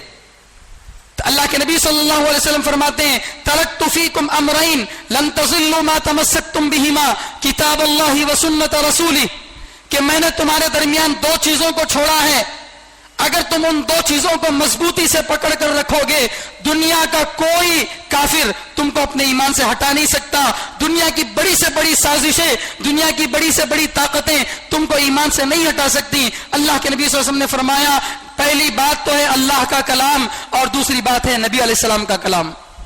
اگر تم اس کو جان لو گے، نبی کی زندگی کو، اللہ کے کلام کو جان لو گے، تو تم پر کوئی جو ہے حملہ نہیں کرے گا۔ تو میرے بھائیوں، میں یہ بات اس لیے بتا رہا تھا کہ ہم دیندار گھرانے بھی، بعض دیندار گھرانے بھی ایسے ہیں جو اپنی محنت پر مطمئن ہیں، ہم باہر وقت دے رہے ہیں، ہم حافظ عالم ہو گئے، ہمارے ماما حافظ ہیں، ہمارے فلاں حافظ ہیں، ہمارے گھرانے میں ماشاءاللہ دین کا کام ہے، لیکن ایسے ہی دیندار گھرانوں کے اندر ان کی لڑکیاں غیروں کے ساتھ جا رہی ہیں، اس کی فکر نہیں ہے۔ ہمارے شہر کے کئی ایسے واقعات ہیں، دیندار گھرانے کی لڑکیاں شادی سے پہلے حاملہ بن گئی، ایسے کئی واقعات ہیں دیندار گھرانوں کی حالت۔ کیوں؟ اس لیے کہ ہم نے ضروری نہیں سمجھا کہ اپنی بیٹی کو بٹھائیں، اسے پردے کا حکم سمجھائیں۔ ہم نے ضروری نہیں سمجھا کہ اپنی بیوی کو بٹھائیں اور بتائیں کہ کس سے پردہ کرنا ضروری ہے، کس سے پردہ کرنا ضروری نہیں ہے، کس سے بات کر سکتے ہیں، کس سے نہیں کر سکتے ہیں۔ ہم نے اس کو بتانا ضروری نہیں سمجھا، ہم ہر بے ضرورت بات کو تو بتائے لیکن اس کو نہیں بتایا۔ تو ہوا یہ کہ ہمارے لیے، ہماری اولاد کے لیے، ہمارے پاس ہمارے اولاد کے لیے وقت نہیں ہے، لیکن دشمنوں کے پاس ہماری اولاد کو برباد کرنے کے لیے وقت ہی وقت ہے۔ وہ تو اپنی تنظیموں کو چھوڑے ہیں، وہ تو ہزاروں لاکھوں ڈالر خرچ کر رہے ہیں اس بات پر کہ ہمارے ننھے منھے بچوں کو جو ابھی LKG میں داخل ہوئے، ان بچوں کو کیسے ایمان سے جو ہے نکالا جائے۔ اگر میں غلط ہوں تو آپ اٹھا کر دیکھ لیجئے اپنے بچوں کو، آپ میں سے ہر ایک کے گھر میں بچے اسکول میں پڑھ رہے ہوں گے، آپ خود بھی اسکول پڑھے ہوں گے، اپنے بچوں کا سلیبس اٹھا کر دیکھیے، اپنے بچوں کی کتابیں اٹھا کر دیکھیے، آپ کو حیرت ہوگی۔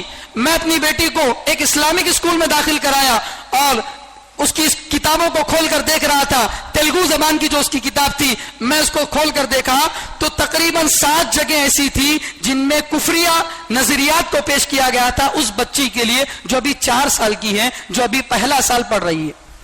یہ مسلم مینجمنٹ اسکولوں کا حال ہے۔ اسے حافظ اور عالم کا پتہ نہیں ہے لیکن سوامی کس کو کہتے ہیں بتایا جا رہا ہے، اسے نماز کا پتہ نہیں ہے لیکن یوگا کیا ہے اس کو 4 سال کی عمر میں بتایا جا رہا ہے۔ یہ ہے ہمارے بچوں کی تعلیم کا حال، اور ہم نے ان لوگوں کے حوالے کر دیا، لاکھوں روپے لٹا دیے اور یہ کہتے ہیں کہ کچھ بھی ہو جائے لیکن ہمارا بچہ اچھا انگریزی بولے چاہے اس کی نمازیں ضائع ہوں۔ آج اسکول میں چھوڑنے والے ماں باپ بڑے مجرم ہیں، اپنے بچوں کو اسکول میں چھوڑتے ہوئے یہ دیکھتے ہیں یہاں ڈسپلن ہے یا نہیں ہے، یہاں بچوں کو مارا جاتا ہے یا نہیں مارا جاتا، یہاں بچوں کو کیسا کھانا دیا جاتا ہے، یہاں بچوں کے ساتھ کیسی زبان استعمال کی جاتی ہے، یہاں فیس کیسی ہے، یہاں کی انگریزی کیسی ہے، یہاں کا سائنس سوشل کیسا ہے، یہ سب دیکھتے ہیں لیکن بچوں کو چھوڑتے وقت میں یہ نہیں دیکھتے کہ میرا بچہ ظہر کی نماز کہاں پڑھے گا، کیا اسکول میں اس کی نماز کا انتظام ہے؟ بتائیے کتنے ماں باپ نے جا کر اسکول والوں سے پوچھا؟ کالج میں پڑھنے والا بچہ ڈگری تک پہنچ گیا، انٹر تک پہنچ گیا، بالغ ہو کے کئی سال گزر گئے لیکن مستقل LKG میں جب سے داخلہ لیا تھا تب سے لے کر وہ ڈگری پڑھنے تک اور جتنی آگے کی وہ تعلیم پڑھے گا لگاتار اس کی ظہر کی نماز قضا ہو رہی ہے، اس کی عصر کی نماز قضا ہو رہی ہے، اور فجر کی نماز تو اس لیے قضا ہو رہی ہے کیونکہ ہماری مائیں اپنے بچوں کو یہ کہتی ہیں کہ بیٹا جلدی سو جاؤ صبح اسکول جانا ہے، لیکن کوئی ماں یہ نہیں کہتی بیٹا جلدی سو جاؤ صبح فجر کی نماز جماعت سے مسجد میں پڑھنا ہے۔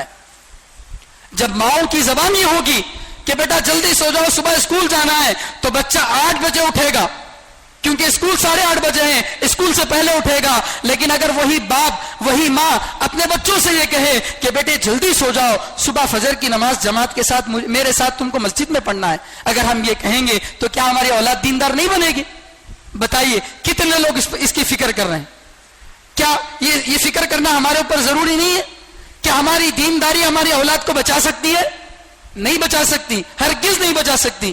پیارے آقا صلی اللہ علیہ وسلم نے اپنے لخت جگر نور نظر حضرت فاطمہ رضی اللہ تعالیٰ عنہ سے فرمایا، اے فاطمہ یہ مت سمجھنا کہ تمہارے باپ نبیوں کے سردار ہیں، تمام نبیوں میں سب سے اعلیٰ اور افضل ہیں، اس لیے کل قیامت کے دن ابا کی وجہ سے میری جو ہے سفارش ہو جائے گی، ابا کی وجہ سے میرا جنت میں داخلہ ہو جائے گا۔ ہرگز ایسا مت سوچنا کیونکہ کل قیامت کے دن محمد ابن عبداللہ بھی تم کو اللہ کے عذاب سے، اللہ کے اس سے جو ہے پکڑ سے نہیں بچا سکتا۔ یہ اللہ کے نبی صلی اللہ علیہ وسلم فرما رہے ہیں، اور خود اپنے بارے میں اللہ کے نبی صلی اللہ علیہ وسلم فرماتے ہیں میں بھی اللہ کی جو ہے پکڑ سے سوائے اللہ کے کسی اور سے نہیں بچ سکتا۔ قرآن کریم میں صاف لفظوں میں اللہ تعالیٰ فرماتے ہیں قل انی لن یجیرنی من اللہ احد ولن اجد من دونہ ملتحدا، اے نبی امت کو کہہ دو، اپنی زبان سے اقرار کر دو، قل اے نبی آپ کہہ دیجئے انی لن یجیرنی من اللہ احد، اللہ سے مجھے کوئی اور نہیں بچا سکتا سوائے اللہ کے، اگر اللہ میری بھی پکڑ کرنے پر آ جائے تو مجھے اللہ ہی بچا سکتے ہیں، کوئی امتی مجھے نہیں بچا سکتا، وَلَنْ أَجِدَ مِن دُونِهِ مُلْتَحَدًا، اور میں اللہ کے علاوہ کوئی پناہ کی جگہ نہیں پاتا۔ یہ اعلان رسول اللہ صلی اللہ علیہ وسلم کے بارے میں قرآن میں کیا جا رہا ہے، تو میری اور آپ کی کیا اوقات ہے؟ قرآن کریم میں حضرت یعقوب علیہ السلام کا واقعہ ذکر ہے۔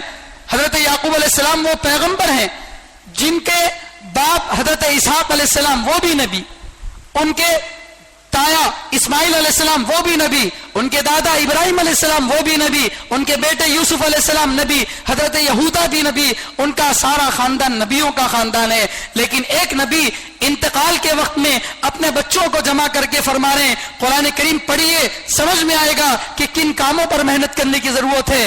اللہ تعالیٰ فرماتے ہیں ام کنتم شہداء، کیا تم لوگ موجود تھے اذ حضر یعقوب الموت، جب یعقوب علیہ السلام کی موت کا وقت آیا، اذ قال لبنی، جب یعقوب علیہ السلام نے اپنے بچوں کو جمع کر کے فرمایا، ان بچوں میں یوسف علیہ السلام بھی نبی ہے جن کے بارے میں قرآن میں اللہ نے ایک مستقل سورہ نازل فرمایا، ایسا نبی جس کے بارے میں قرآن میں اللہ نے ایک مستقل سورہ اتارا، ایسا نبی بھی سامنے بیٹھا ہوا ہے۔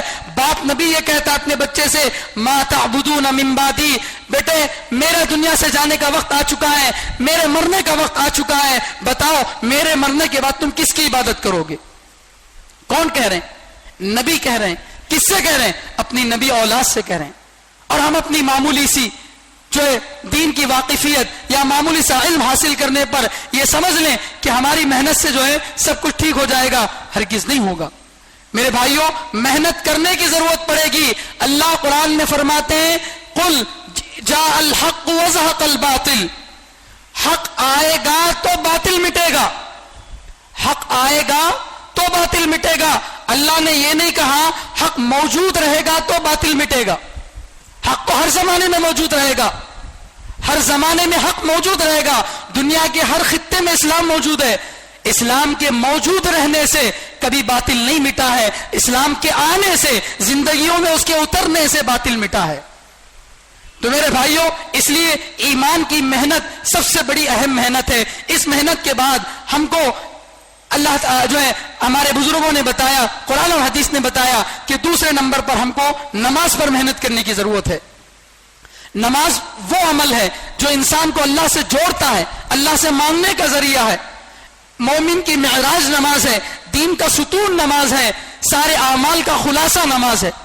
اور اللہ کے نبی صلی اللہ علیہ وسلم فرماتے ہیں جس نے نماز کو پڑھا اس نے دین کو قائم کیا، جو نماز کو چھوڑا اس کا دین سے کوئی واسطہ نہیں ہے۔ اور نماز وہ چیز ہے، نماز وہ چیز ہے کہ مسلمان تو مسلمان، غیر مسلم کو بھی کل قیامت کے دن اس کے بارے میں پوچھا جائے گا، غیر مسلم کو بھی پوچھا جائے گا۔ قرآن میں اللہ تعالیٰ فرماتے ہیں ما سلککم فی سقر، مجرموں سے، مجرم میں مسلمان بھی ہے غیر مسلم بھی ہیں، ان سے جنت میں جانے والے جب جنت میں جا کر خوش رہیں گے تو جہنم والوں سے پوچھیں گے بھائی ہم تو الحمدللہ اللہ کے فضل سے جنت میں آ گئے، لیکن بتاؤ تم جہنم میں کیوں آئے؟ جیسے ایک کامیاب طالب علم فیل ہونے والے بچے سے پوچھتا ہے تم فیل کیوں ہوئے، تو ایسا جنت میں جانے والے جہنم والوں سے پوچھتے ہیں ما سلککم فی سقر، کس چیز نے تم کو جہنم میں ڈالا؟ غور سے سنیے، وہ لوگ کہتے ہیں ہم چار چیزیں ہماری زندگی میں تھی، ان میں دو کام ہم نہیں کرتے تھے، دو کام کرتے تھے۔ کیا نہیں کرتے تھے؟ قالوا لم نک من المصلین ولم نک نطعم المسکین، ہم کبھی نماز نہیں پڑھتے تھے، ہم غریبوں کو کھانا نہیں کھلاتے تھے، ہم نماز نہیں پڑھتے تھے۔ جہنم میں جانے کا سب سے پہلا سبب جو بتایا گیا وہ نماز کا چھوڑنا بتایا گیا، اور اتنی اہم جو نماز ہے اس کو آج ہم چھوڑ دیے۔ آج ہماری فجر کی جماعت اگر اتنی ہو جائے جتنی جمعے کی نماز ہوتی ہے تو انشاءاللہ باطل اپنے آپ مٹ جائے گا۔ آج ہم سمجھتے ہیں کہ مسلمان 20 کروڑ ہیں، 25 کروڑ ہیں ہمارے ملک میں، لیکن یاد رکھیے ہمارا دشمن جانتا ہے کہ مسلمان 20 کروڑ نہیں ہے، 10 لاکھ یا 15 لاکھ ہے، کیونکہ اتنے ہی لوگ فجر میں آتے ہیں نماز کے لیے، باقی نہیں آتے۔ جو جماعت کے ساتھ مسجد میں نماز نہ پڑھے اور جس کا نماز کی پابندی کا معمول نہ ہو، اس کو اپنا ایمان والا کہنے کا حق نہیں ہے، وہ ایمان سے جو ہے دور ہو چکا۔ یہاں تک کہ اللہ کے نبی صلی اللہ علیہ وسلم نے فرمایا بین الکفر والایمان ترک الصلاۃ، ایمان اور کفر کے درمیان اگر کوئی آڑ ہے تو وہ نماز کا چھوڑنا ہے۔ بتائیے اس پر ہمارا کتنا عمل ہے؟ آج ہماری اولاد، ہمارا خاندان کا خاندان بے نمازی ہے۔ گھر میں باپ اگر نماز کو اٹھ کر جاتا ہے تو اپنی اولاد کو نماز کو نہیں اٹھاتا، اپنی بیوی کو نماز کو نہیں اٹھاتا۔ گھر میں اگر آگ لگ جائے تو کیا کبھی کوئی باپ اپنے بچوں کو یوں چھوڑ دیتا ہے؟ گھر میں اگر آگ لگ جائے تو چھوڑ دیتا ہے یہ سوچ کر کہ میٹھی نیندیں کیوں خراب کرنا؟ کوئی یہ نہیں سوچتا، بلکہ یہ سوچتا ہے کہ اگر نیند کو میں دیکھوں گا تو یہ جل جائیں گے۔ اللہ تعالیٰ نے قرآن کریم میں فرمایا یا ایھا الناس قوا انفسکم واہلیکم نارا، اے ایمان والو اپنے آپ کو بھی اور اپنے گھر والوں کو آگ سے بچاؤ۔ اللہ جہنم کو آگ بتا رہے ہیں یہ سمجھانے کے لیے کہ جیسے دنیا کی آگ سے تم اپنی اولاد کو، اپنے گھر والوں کو بچاتے ہو، اسی طرح جہنم کی آگ سے بھی بچانے کی فکر کرو۔ اسی طرح ہم سب کو ایمان لانے کے بعد، اپنے عمل کو مضبوط کرنے کے بعد مضبوط اور ٹھوس علم حاصل کرنے کی ضرورت ہے۔ آج امت کے اندر علم کی طرف، دین کے علم کی طرف رجحان بڑا کم ہے۔ آج دنیا میں سب سے زیادہ کم پڑھنے والی اگر کوئی قوم ہے تو وہ مسلمان ہے۔ سب سے کم پڑھنے والی اگر کوئی قوم ہے تو وہ مسلمان ہے۔ دین کی پڑھائی کی بات نہیں کر رہا ہوں میں، دنیا کی پڑھائی بھی ملا کر سب سے کم پڑھنے والی قوم اگر کوئی ہے تو وہ مسلمان ہے۔ علامہ اقبال رحمۃ اللہ علیہ باہر ملک کے دورے پر گئے ہوئے تھے، وہاں پر ایک باغ میں ٹہل رہے تھے، دیکھا کہ ایک بچہ پارک میں عصر کے بعد بیٹھ کر کچھ کتاب پڑھ رہا ہے۔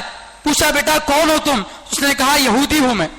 اس سے پوچھا عصر بعد کا وقت تو کھیلنے کا وقت ہے، تم کیوں نہیں کھیل رہے ہو؟ تو اس بچے نے کہا اگر میں نہیں پڑھوں گا تو میری قوم کا کیا ہوگا، اگر میں نہیں پڑھوں گا تو میری قوم کا کیا ہوگا۔ ایک بچے کی وہ فکر ہے۔ آج ہماری کیا فکر ہے؟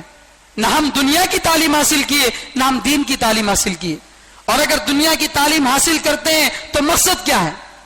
ہم نے دین کو محدود سمجھ لیا، نماز پڑھنا، روزہ رکھنا، مسجد کو آنا، اعتکاف کرنا، حج کرنا، یہ دین ہے۔ اب تجارت کرنا، لین دین کرنا، نکاح کرنا، دنیاوی تعلیم حاصل کرنا، ڈاکٹر انجینئر بننا، یہ تو دنیا ہے۔ میرے بھائیوں کوئی چیز دنیا نہیں ہے۔ اگر آپ کی نیت خالص ہو، اللہ کو راضی کرنے کی نیت ہو، دین کے اشاعت کی نیت ہو، تو آپ کا دنیا بھی دین ہے۔ اور اگر آپ کا مقصد دنیا کمانا ہو، مال کو کمانا ہو، تو آپ کا دین بھی دنیا ہے۔ تو اس لیے جو آدمی جس لائن کی تعلیم حاصل کر رہا ہے وہ اس لائن میں یہ سوچے کہ میں جس لائن میں بھی ہوں اللہ اور اس کے رسول کو راضی کروں گا، اپنے ایمانداری کو مکمل کروں گا، یہ فکر کریں۔ اور اس کے ساتھ ساتھ مستقل آدمی 24 گھنٹے چلتے اٹھتے بیٹھتے اللہ کے ذکر میں رہیں۔ اللہ کو یاد کرنا کافی نہیں ہے بلکہ اللہ کو یاد رکھنا ضروری ہے۔ اللہ تعالیٰ کو یاد کرنا کافی نہیں ہے، ضرورت پڑی اللہ کو یاد کر لیا یہ کافی نہیں ہے، بلکہ اللہ کو یاد رکھنا ضروری ہے۔ یاد کرنے اور رکھنے میں فرق ہے۔ یاد رکھنے کا مطلب یہ ہے کہ آدمی اپنی 24 گھنٹے کی زندگی میں چاہے جو بھی اعمال کر رہا ہو اللہ کا دھیان رہے، کبھی زبان سے ذکر کرے، کبھی دل سے اللہ کو یاد کرے، کبھی اللہ کے احکام پر عمل کر کے اللہ کا ذکر کرے۔ قرآن کریم میں سب سے زیادہ اللہ تعالیٰ نے ذکر کا حکم دیا ابتدائی آیتوں میں۔ مکے میں بھی اسلام شروع ہوا تھا، بالکل ابتدائی زمانہ ہے، ایسے وقت میں اللہ نبی علیہ السلام کو تہجد کا حکم دے رہے ہیں اور تہجد کے ساتھ فرما رہے ہیں وَاذْكُرِ اسْمَ رَبِّكَ وَتَبَتَّلْ إِلَيْهِ تَبْتِيلًا۔ اے نبی آپ رات میں عبادت کر رہے ہیں، تہجد پڑھ رہے ہیں، لیکن دن میں بھی اللہ کا ذکر کیجیے۔ تو علم اور ذکر یہ دونوں ایک ہی چیزیں ہیں۔ اللہ جزائے خیر دے حضرت مولانا الیاسی رحمۃ اللہ علیہ کو یہ دو چیزوں کو ایک جو الگ الگ نہیں کیا، دونوں کو ایک فرمایا، کیونکہ علم ایک روشنی ہے اور عمل اس کا راستہ ہے۔ اگر علم ہوگا تو آدمی جان سکے گا کہ کیا حلال ہے اور کیا حرام ہے، اور اس پر عمل کرنے کے لیے آدمی کو ذکر کی ضرورت پڑے گی۔ تو یہ جو ہے بہت اہم چیز ہے، علم اور ذکر۔ حضرت مولانا سجاد نعمانی صاحب دامت برکاتہم فرماتے ہیں کہ بغیر ذکر کے علم یہ یہودیت ہے، اور بغیر علم کے عبادت یہ عیسائیت ہے۔ بغیر ذکر کے علم یہودیت ہے اور بغیر علم کے عبادت یہ عیسائیت ہے. حضرت امام مالک رحمۃ اللہ علیہ نے فرمایا من تصوف ولم یتفقہ فقد تزندق، جو صرف عبادت کرتا ہے لیکن دین کا علم حاصل نہیں کرتا تو ایک دن یہ آدمی زندیق اور کافر بن سکتا ہے. ومن تفقہ ولم یتصوف فقد تفسق، اور جو صرف دین کا علم حاصل کرے لیکن عمل نہ ہو تو یہ فاسق بنے گا. ومن جمع بینہما فقد تحقق، جو دونوں کو جمع کرے گا وہ محقق بنتا ہے. تو اس لیے علم کی بھی ضرورت ہے اور ذکر کی بھی ضرورت ہے. اس کے ساتھ ساتھ ہم لوگوں کو ہمارے معاشرے کو ظاہری حالت کو بھی درست کرنے کی ضرورت ہے. اس لیے جو اعمال ہم کر رہے ہیں ان اعمال میں ایک سب سے اہم عمل یہ ہے کہ ہم اپنے آپس میں ایک دوسرے کا احترام کریں تاکہ ہمارے دل جڑ کر رہیں. اگر آدمی عمل کرے گا لیکن دل جڑے ہوئے نہیں ہوں گے تو پھر آدمی کا عمل مفید نہیں ہوگا. اسی لیے جو ہے ایک دوسرے کا احترام کرنا ہے. جس کی رائے سے آپ کو اختلاف ہو رائے سے اختلاف کیجئے، رائے دینے والے سے اختلاف مت کیجئے. گناہ سے نفرت کیجئے لیکن گنہگار سے نفرت نہ کیجئے. آج ہمارا حال یہ ہے کہ معمولی بہانوں پر ہم اپنوں سے ناراض ہو جاتے ہیں. اپنے خاص خونی رشتے والے بھائی سے برسوں ہو گئے بات نہیں چل رہی ہے، اپنے باپ سے بات نہیں چل رہی ہے، بہنوں سے بات نہیں چل رہی ہے، اور غیروں کے ساتھ اتنے مضبوط تعلق جو جواز کی حد سے بھی نکل چکے ہیں. غیروں سے تو اتنی حسن زن کہ غیر کی ہر غلطی کو چھپا لیا جائے گا لیکن اپنوں کی اچھے کام کو بھی غلط رخ دیا جائے گا.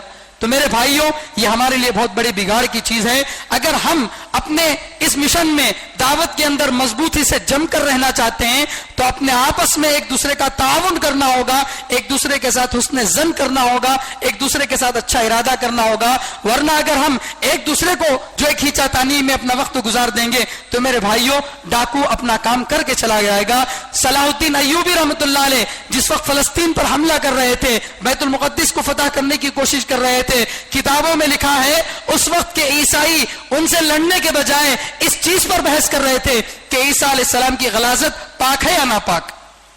ایسی چیزوں پر بحث کر رہے تھے، اپنے دفاع کی کوشش نہیں کیے. تو ہوا یہ کہ اللہ تعالیٰ نے ان کو کامیابی عطا فرمائی. جب بھی لوگ آپس میں لڑتے ہیں تو دوسروں کو فائدہ ہوتا ہے. تو اس لیے اللہ تعالیٰ نے ہم سب کو امت بنایا، جماعت نہیں بنایا. جماعت چند لوگوں کے مجموعے کو کہتے ہیں. 10 لوگ اگر کہیں بیٹھے ہیں تو وہ جماعت ہے. لیکن امت کس کو کہتے ہیں؟ امت وہ ہے جو بظاہر رنگ روپ میں الگ ہو، جو ہے نسل کے اندر الگ ہو اور ظاہری اعتبار سے وطن کے اعتبار سے الگ ہو لیکن سب کی فکر اور سوچ ایک ہو. اس کو کہتے ہیں امت. اللہ تعالیٰ نے ہم کو قوم نہیں بنایا، اللہ نے ہم کو جماعت نہیں بنایا، اللہ نے ہم کو امت بنایا. امت وہ ہے جس کے سب کے ارادے ایک ہو. راستے الگ الگ ہوں گے. کوئی مدرسے کی لائن سے دین کی خدمت کرے گا، کوئی تبلیغ کی لائن سے دین کی خدمت کرے گا، کوئی تجارت کی لائن سے دین کی خدمت کرے گا، کوئی ڈاکٹر بن کر لوگوں کی شفا کے لیے فکر کرے گا، کوئی کسی اور لائن سے فکر کرے گا. راستے سب الگ الگ ہوں گے. جیسے مرکز کو آنے کا ایک راستہ یہ ہے، ایک راستہ وہ ہے، لیکن پہنچیں گے سب مرکز کو ہی. اسی طرح راستے الگ الگ ہیں لیکن نشانہ ایک ہو. جو بھی آدمی جس طرح کے دین کا بھی کام کر رہا ہو اس کو اپنا رفیق سمجھیں، اپنا فریق نہ سمجھیں، اس کا جتنا ہو سکے تعاون کریں لیکن اس کے خلاف نہ کھڑے ہوں. یہ اس وقت کا بہت بڑا تقاضا ہے. اس کے ساتھ سب سے اہم چیز یہ ہے، علماء فرماتے ہیں ہر کام کے لیے ایمان ضروری ہے اور ایمان کے لیے اخلاص ضروری ہے. ہر کام کے لیے ایمان ضروری ہے اور ایمان کے لیے اخلاص ضروری ہے. اگر کوئی دکھلاوے کے لیے کلمہ پڑھ لیا، جیسے منافق دکھلاوے کے لیے کلمہ پڑھتے تھے، آمنا کہتے تھے ہم ایمان لائے، لیکن قرآن نے کہا یہ ایمان والے نہیں ہیں. تو اپنے اعمال میں اخلاص ہو، اللہ کو راضی کرنا مقصود ہو، کسی اور کی رضامندی مقصود نہ ہو. چاہے لوگ ہم سے ناراض ہوں لیکن اگر ہم اللہ اور اس کے رسول کے طریقے پر ہیں تو لوگوں کی ناراضگی گوارا کر لیجئے. اس لیے کہ اللہ فرما رہے ہیں وَرِضْوَانٌ مِّنَ اللَّهِ أَكْبَرُ، اللہ کی رضامندی سب سے بڑی رضامندی ہے. اور اللہ تعالیٰ فرماتے ہیں کہ جس کے عزائم بلند ہوں گے، جس کی نیت وسیع ہوگی، اللہ آخرت میں بدلہ اس کو ہی دیں گے. اللہ آخرت میں بدلہ اسی کو دیں گے. بزرگوں نے لکھا ہے جس آدمی کی محنت میں جتنا اخلاص ہوگا اللہ اس کے کام میں اتنی دیر پا جو ہے طاقت رکھیں گے. آج ہمارے بزرگوں نے ایسی محنتیں شروع کی جو 100 سال پہلے 1000 سال پہلے شروع ہوئی تھی، لیکن آج تک بھی وہ ساری محنت اپنے اصل آب و تاب کے ساتھ باقی ہے. کیوں؟ ان کی بنیاد اخلاص پر تھی. لیکن آج ہمارے ایک گھر میں رہنے والے 5 لوگ ایک چیز پر جمع نہیں ہوتے. کیوں؟ اس لیے کہ ہماری نیتیں صحیح نہیں ہے. ایک پر ظلم کرنا، ایک کو دبانا، یہ ہماری نیت ہے. اس لیے اپنے اعمال میں اخلاص رکھیں، اللہ کو راضی کرنا مقصود ہو. اور آخری اور سب سے اہم چیز ہے جس کے لیے ہم یہاں پر جمع ہوئے ہیں کہ جو باتیں ہم سیکھے ہیں اس کو لوگوں کو سکھانے کی فکر کریں. جتنی چیزیں ہم سنے ہیں وہ لوگوں کو لے جا کر جو ہے دنیا میں کونے کونے میں جا کر جو ہے اس دین کی دعوت کو لے جا کر پہنچانے کی فکر کریں. یہ سب سے اہم مقصد ہے. اگر ہم سارے اعمال پر عمل کر لیں گے لیکن دوسروں تک دعوت نہیں پہنچائیں گے، دوسروں کی فکر نہیں کریں گے، تو میرے بھائیوں کل قیامت کے دن وہ ہم کو جو ہے جنت کی صف سے نکال کر اللہ سے سوال کریں گے کہ یہ اپنی محنت کر رہا تھا لیکن ہمارے دین کی فکر نہیں کرتا تھا. تو اس لیے میرے بھائیوں اللہ کے راستے میں نکلنا ہے، دیر کے لیے نکلنا ہے، دور کے لیے نکلنا ہے. اللہ تعالیٰ نے قرآن کریم میں کئی نبیوں کے ہجرت کے واقعات کو بیان کیے. انبیاء کرام بڑی محنتیں کر کے، بڑی مشقتیں کر کے ایک ایک آدمی کو ایمان قبول کرواتے تھے. ایک بات بتا کر اپنی بات کو مکمل کرتا ہوں. حضرت نوح علیہ السلام کا واقعہ قرآن کریم نے بیان کیا. حضرت نوح علیہ السلام 950 سال اپنی قوم میں محنت کیے، 950 سال، اور 950 سال میں صرف 80 لوگوں نے اسلام قبول کیا. اگر آپ کیلکولیٹ کریں گے تو پتا چلے گا کہ 950 سال دن کے اعتبار سے اگر دیکھیں تو 340 پر 2000 دن ہوتے ہیں. 340 پر 2000 دن انہوں نے محنت کی تو 80 لوگوں نے اسلام قبول کیا، یعنی 4725 دن میں ایک آدمی اسلام قبول کرتا تھا. 12 سال میں ایک آدمی اسلام قبول کرتا تھا. لیکن کبھی انہوں نے محنت کو نہیں چھوڑا، اس لیے کہ محنت کرنا ہماری ذمہ داری ہے اور نتیجہ دینا اللہ کی ذمہ داری ہے. وَأَن لَيْسَ لِلْإِنسَانِ إِلَّا مَا سَعَى وَأَنَّ سَعْيَهُ سَوْفَ يُرَى ثُمَّ يُجْزَاهُ الْجَزَاءَ الْأَوْفَى. انسان پر کوشش واجب ہے اور اللہ انسان کی کوشش کو دیکھیں گے. کس نے کتنے اخلاص کے ساتھ نام لکھایا، کس نے کتنے. اگر آپ اخلاص کے ساتھ 3 دن بھی نام لکھائیں گے انشاءاللہ اس 3 دن میں اللہ وہ کام آپ سے لیں گے، آپ کا پورا علاقہ دیندار بن جائے گا. اور اگر ہمارے جو ہے اخلاص نہیں ہوگا تو پھر ہمارا بڑا سا بڑا وقت بھی ضائع ہو جائے گا. اس لیے ہمت کریں، ارادہ کریں، اللہ کے راستے میں دیر اور دور کے لیے نام لکھائیں. بتائیں بھی کون کون جو ہے 4 مہینے کے لیے اللہ کے راستے میں نکلنے تیار ہیں؟ بتاؤ بھائی. ماشاءاللہ بات بہت قیمتی ہے، قربانی کی بات ہے. ساتھی جو ہے ہمت ارادہ کرے بھائی انشاءاللہ سب ارادہ کریں گے انشاءاللہ. بہرحال ہم جو ہے ہفتے واری محنت کر کر، پورا ہفتہ محنت کر کر ہر شب گزاری سے ہم لوگ جماعت نکالنا ہے. 4 مہینے کی جماعت ہر شب گزاری سے نکالنا ہے. تو اس کے واسطے ہفتہ بھر محنت کرنا ہے اور شب گزاری کرنا، اللہ سے مانگنا ہے کہ اللہ ہمارے جو محنت جو ہے قبول کر لے اور کثیر تعداد میں جماعتیں نکال دے اور ہمارے اجتماع جو آنے والا اس کو اللہ کامیاب فرمائے. کریں گے انشاءاللہ. اور جو ہے دعا کے بعد حلقے لگیں گے، سارے ساتھی اپنے حلقوں میں بیٹھ کر جائیں.